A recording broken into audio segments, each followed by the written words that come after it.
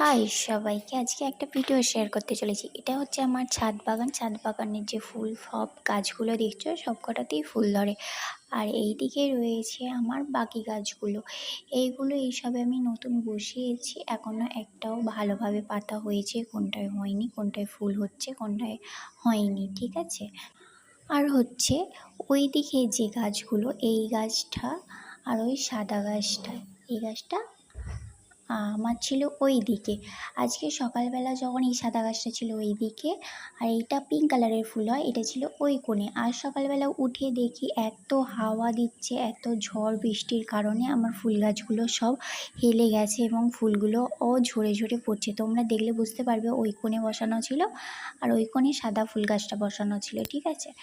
আমার আমার এত বৃষ্টি আর এই ঝড়ের কারণে, ওয়েদারের কারণে আমার ফুল গাছগুলো পুরো হেলে ভেঙে যাওয়ার খাপ হয়ে যাচ্ছিল। তাই জন্য এই ওয়েদারের জন্য আমি ফুল গাছগুলো যদি আবার কিছু হয়ে যায় ভয় লাগছিল, সেই জন্য আমি ওই কোণটাই করে দিয়েছি।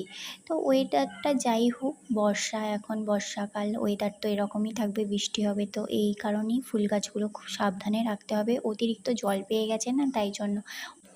তো এইটুকুনি ব্যাস আমার আপডেট দেওয়ার ছিল। তো ভালো লাগলে লাইক করো, কমেন্ট করো, শেয়ার করো। টাটা।